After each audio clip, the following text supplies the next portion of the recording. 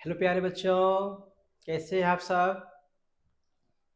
जी हमें उम्मीद है जो आप सब अच्छे ही होंगे, मस्त होंगे और स्वस्थ होंगे। तो चलिए चलते हैं आज पुनः फिर से हम अपने चैप्टर जो लाइट चैप्टर है उस लाइट चैप्टर को आज कंटिन्यू करने वाले हैं बच्चों।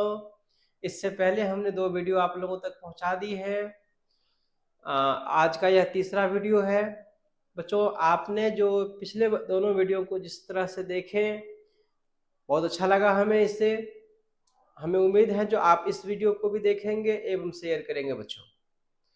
और मैं आपको एक बात तो पहले ही बता दूं, यदि आपने हमारे इस प्यारे से चैनल EMS क्लासेज को सब्सक्राइब नहीं किए बच्चों, सबसे पहले प्लीज आप सब्सक्राइब कर लें ताकि हमें भी इस तरह से वीडियो अपलोड करने में अच्छा लगे और हम जो मेहनत कर रहे हैं उस मेहनत को और बढ़ाने का प्रयास करें बच्चों। आप जितना सब्सक्राइब करेंगे, शेयर करेंगे, हमें उस मेहनत का फल या नतीजा मिलता हुआ प्रतीत होगा और इससे हमें एक नया एनर्जी मिलता है बच्चों। और इस मेहनत को बढ़ाने के लिए ये देख सकते हैं आप जो ये मेहनत कर रहे हैं स्वयं के लिए नहीं कर रहे हैं, आप तमाम बच्चों के हित के लिए ही कर रहे हैं बच्चों। इसलिए प्लीज आप इस वीडियो को निश्चित ही शेयर करें। यदि आपने हमारे इस चैनल प्यारे से चैनल EMS क्लासेज को सब्सक्राइब नहीं किए तो सबसे पहले आप सब्सक्राइब कर लें एवं शेयर तो निश्चित ही करें बच्चों।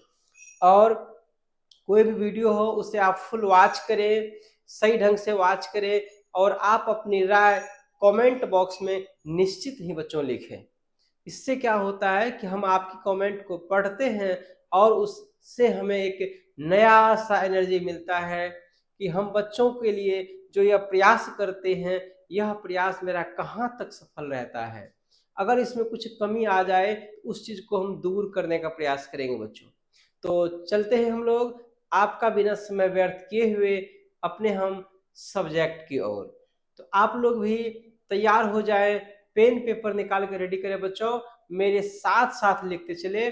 और आप अगर एक बार ध्यान पूर्वक लिख लेंगे तो मैं आपको वादा दिलाता हूँ, वादा करता हूँ जो आप इस चीज को भूल नहीं सकते हैं। आपको अभी जस्ट हम याद करवा लेंगे।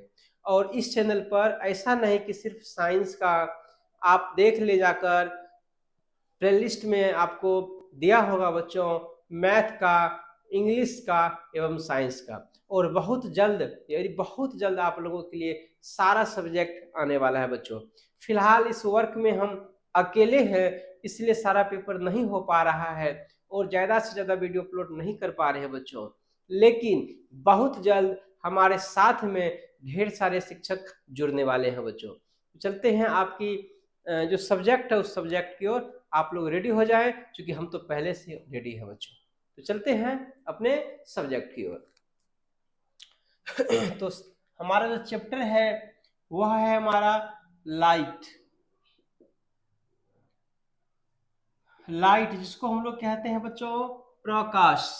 और इसमें जो हम लोग पढ़ चुके हैं, इसमें हम लोग पढ़ चुके हैं लाइट का डिफिनेशन, प्रकाश की का परिभाषा। और आज जो हम लोग पढ़ने वाले हैं वह पढ़ने वाले हैं बच्चों समांगी एवं विषमांगी के विषय में। समांगी माध्यम और दूसरा पढ़ने वाले हैं बच्चों विषमांगी माध्यम। विषमांगी माध्यम। सबसे पहले हम इन दोनों के डिफिनेशन को देखते हैं, समांगी माध्यम क्या है और विषमांगी माध्यम क्या है। बच्चों समांगी का आप तोड़कर उसको पढ़ने का प्रयास करो। समान, समान माध्यम, ऐसा कोई क्षेत्र, ऐसा कोई जगह जो बिल्कुल समान रूप से बना हुआ हो उसी को हम समांगी कह सकते हैं। उसके हर एक पार्ट्स, हर एक एरिया, हर एक क्षेत्र उसके समान रूप से हुआ हो उसी को समांगी कहते हैं।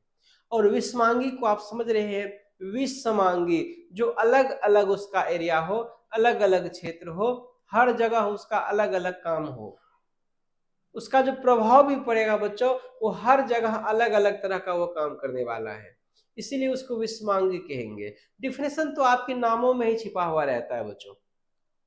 बस उसे तोड़ने की जरूरत है और उस पर थोड़ा सा फोकस बनाने की जरूरत है। तो चलते हैं हम लोग सबसे पहले लिख लेते हैं आज का जो हमारा टॉपिक है समांगी माध्यम। सबसे पहले हम लोग लिखने वाले हैं बच्चों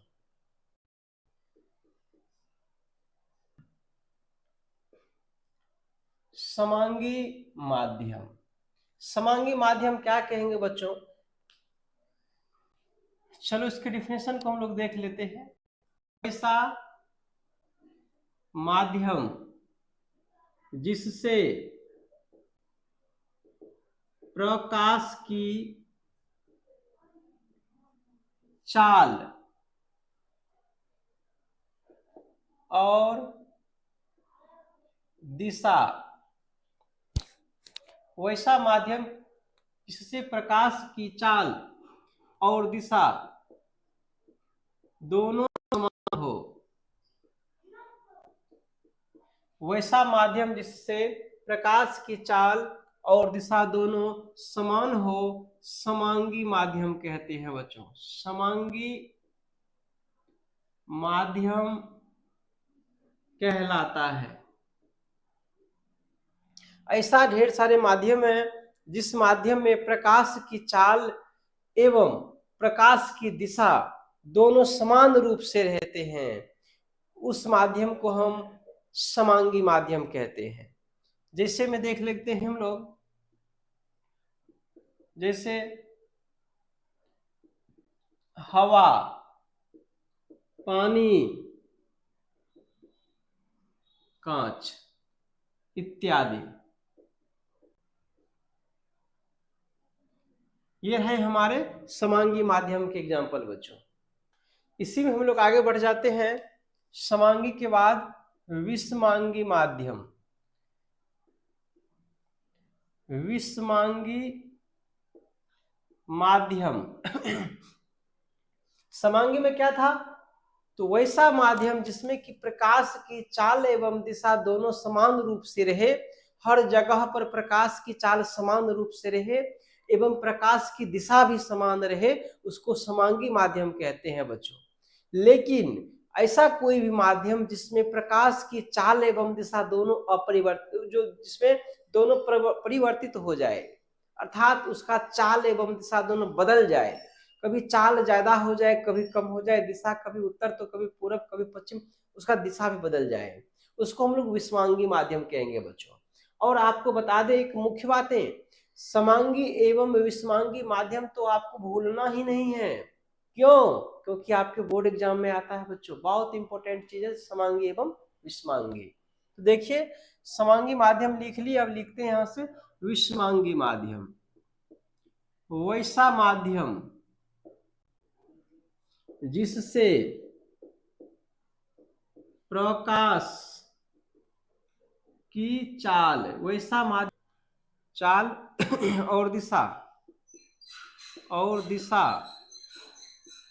वैसा माध्यम जिससे प्रकाश की और दिशा, चाल और दिशा दोनों भिन्न भिन्न हो,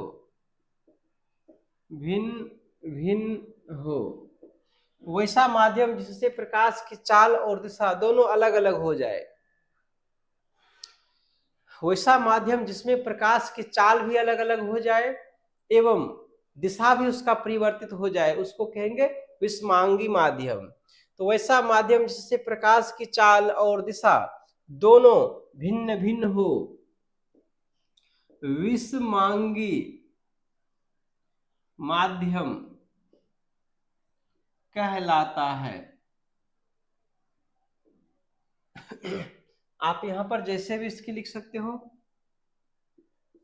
जैसे हवा और पानी, हवा और पानी, कांच और हवा इत्यादि। आप देख सकते हो हवा और पानी में, हवा में चाल एवं पानी में चाल अलग अलग हो जाएगा, इसीलिए यह दोनों विषमांगी हो जाएगा। और कांच और हवा में वहां पर भी अलग अलग चाल है, इसलिए यह दोनों विषमांगी माध्यम है। दोनों को अगर समांगी बोलेंगे तो नहीं होगा, दोनों विषमांगी माध्यम हो जाएगा एक साथ। तो बच्चों आप समांगी माध्यम एवं विषमांगी माध्यम को लिखें एवं इसके उदाहरण को भी लिखें और इसे आप ध्यान पूर्वक सुनने का प्रयास करें। निश्चित ही आपको यह लिखते लिखते अर्थात सुनते सुनते भी याद हो जाएगा। आप इसे सबसे पहले नोट करें, फिर देखते हैं हम लोग आगे।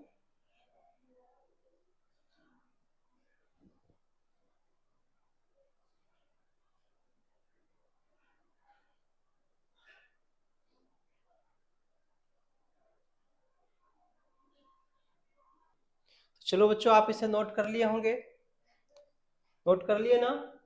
निश्चित ही आप इसे नोट कर लिए होंगे।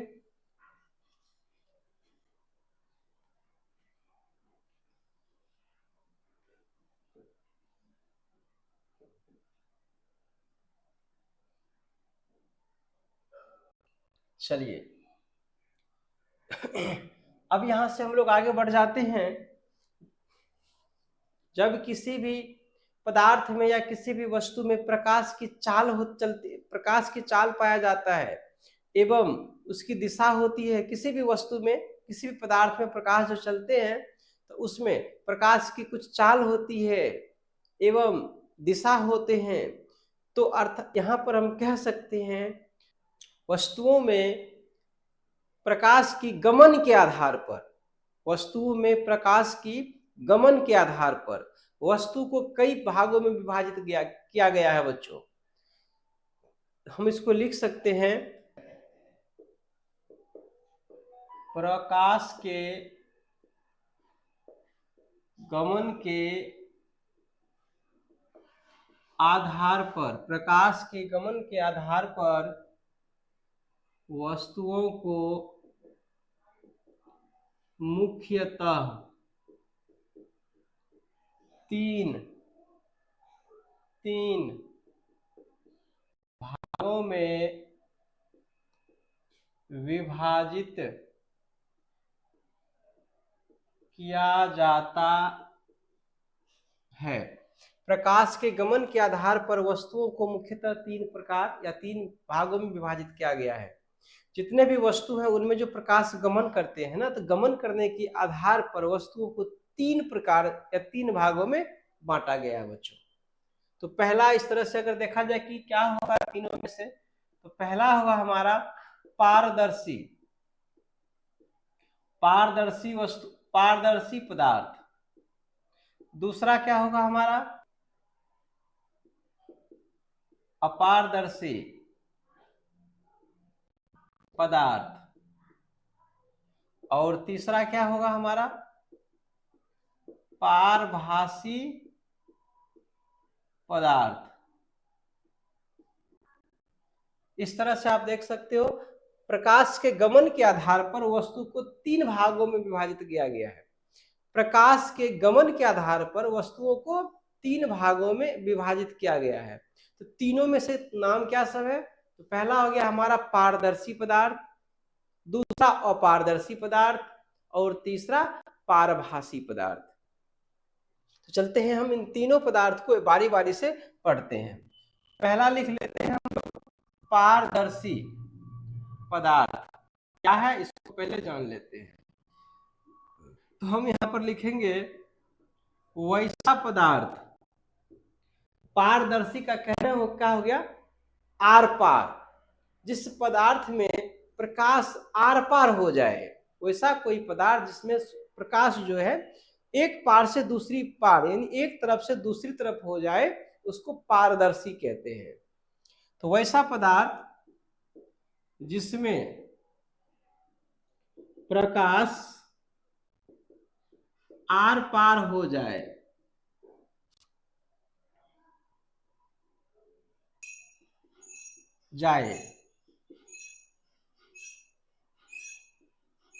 पारदर्शी पदार्थ कहलाता है। वैसा पदार्थ जिसमें प्रकाश क्या हो जाए आर पार हो जाए, या फिर वे सभी पदार्थ जिसमें प्रकाश एक तरफ से दूसरी तरफ हो जाए तो उसको कहते हैं पारदर्शी पदार्थ। जैसे में यहां पर हम लोग लिख सकते हैं पानी,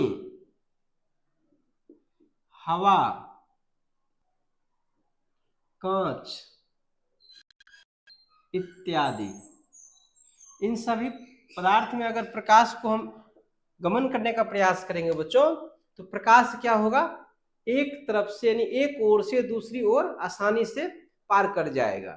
तो वे सभी पदार्थ जिसमें प्रकाश एक ओर से दूसरी ओर आसानी से पार कर जाए उसे पारदर्शी पदार्थ कहते हैं। तो चलते हैं, अब यहां से हम लोग देख लेते हैं दूसरा एग्जाम्पल। दूसरा एग्जाम्पल यहीं पर दे देते हैं बच्चों। दूसरा डिफिनेशन हमारा अपारदर्शी पदार्थ। अपारदर्शी पदार्थ, यहां से क्या होगा अपारदर्शी पदार्थ, तो हम लिखेंगे यहां से वैसा पदार्थ जिससे प्रकाश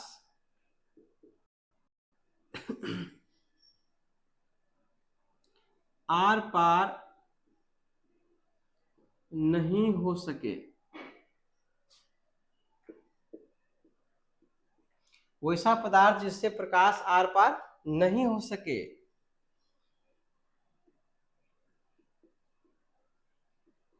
अपारदर्शी पदार्थ कहलाता है। वैसा पदार्थ जिससे प्रकाश आर पार नहीं हो सकता है उसको क्या कहते हैं, अपारदर्शी पदार्थ। तो इसके एग्जांपल्स क्या हो सकते हैं, जैसे में मीन्स लकड़ी ले लेते हैं, लकड़ी का बना हुआ तमाम वस्तु हो जाएगा, लकड़ी,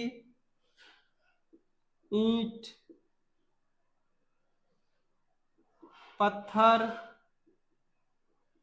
इत्यादि। इन सभी लकड़ी में, ईंट में, पत्थर में, अगर इन सब में हम किसी भी प्रकाश को गमन करने का प्रयास करेंगे तो इन वस्तुओं से प्रकाश होकर गमन नहीं कर सकता है। वे सभी पदार्थ या वे सभी वस्तु जिसमें प्रकाश गमन नहीं कर सकता है अपारदर्शी वस्तु कहलाता है बच्चों। जैसे में हो गया लकड़ी, ईंट, पत्थर इत्यादि। तो हम आपको पारदर्शी वस्तु एवं अपारदर्शी वस्तु के दोनों के डिफिनेशन यहाँ पर लिख दिए एग्जाम्पल सहित। बच्चों आप इसे नोट करें, मैं आपको 1 मिनट का समय दे रहा हूं, इसे नोट करें आप, फिर आगे बढ़ते हैं हम लोग।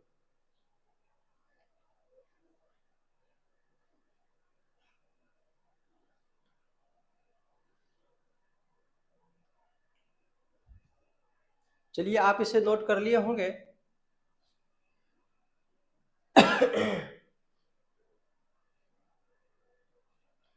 चलिए तो फिर यहाँ पर हम लोग लिख लेते हैं तीसरा डिफिनेशन, और वह है हमारा पारभासी पदार्थ। पारभासी पदार्थ, पारभासी पदार्थ से कहते हैं। तो पारभासी में क्या होगा बच्चों कि कोई तो पदार्थ है उसमें प्रकाश गमन करेगा लेकिन आंशिक रूप से, अर्थात बहुत कम मात्रा में, कम हिस्सा में प्रकाश उसमें गमन कर सकता है, अर्थात बिल्कुल नहीं के बराबर नहीं होगा और बिल्कुल पूर्ण रूप भी नहीं होगा। उस वस्तु में प्रकाश गमन करेगा लेकिन बहुत कम मात्रा में, आंशिक रूप में, इसको कहेंगे हम पारभासी पदार्थ। हम यहां लिखेंगे वे सभी पदार्थ जिससे होकर प्रकाश का आंशिक भाग ही गमन कर सकता है। वे सभी पदार्थ जिससे होकर प्रकाश का आंशिक भाग ही गमन कर सकता है। पारभासी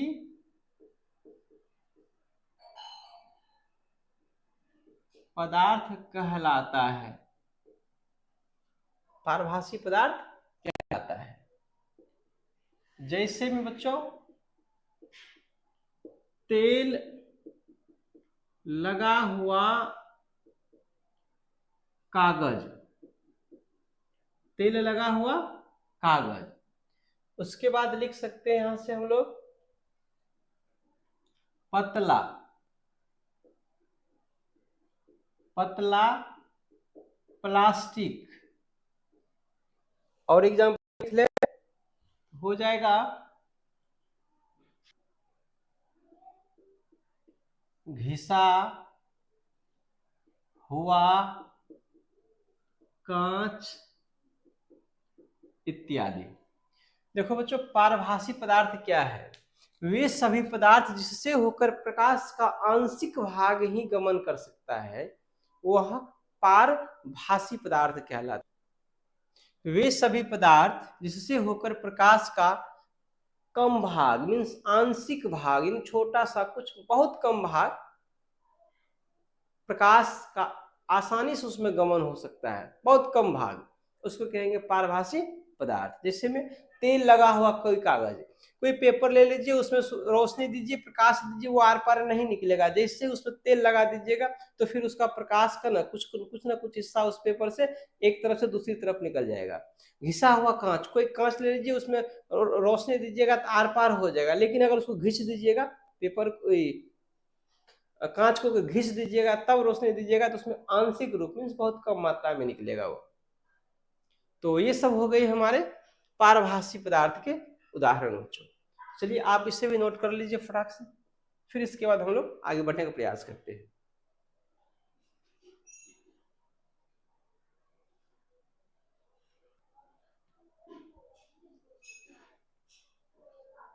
तो बच्चों आप इसे लिख लिए होंगे। तो मैं आपको बता दूं कि इस वीडियो को आज यहीं तक रहने देते हैं, और फिर से अगले वीडियो में हम लोग आते हैं प्रकाश की परावर्तन टॉपिक को लेकर, और वो फुल टॉपिक हो जाएगा प्रकाश का परावर्तन। तो आज के लिए इस वीडियो में इतना ही बच्चों, इसलिए आप लोगों को आज की वीडियो में इतना ही। तो आज की इस वीडियो को यहीं पर समाप्त करते हैं बच्चों। मैं पुनः आपको बोल दूं, यदि आपको यह वीडियो अच्छा लगा हुआ हो तो लाइक जरूर बनता है बच्चों, एक लाइक जरूर करें। और यदि आपको कोई डाउट रहा हो तो आप निश्चित ही कमेंट सेक्शन में कमेंट कर सकते हैं, क्वेश्चन कर सकते हैं, आप अपनी मन की बातों को रख सकते हैं बच्चों। तो आज की क्लास को यहीं पर समाप्त करते हैं। तो लेते हैं विदा हम आप लोगों से। धन्यवाद। थैंक यू फॉर वॉचिंग बच्चों।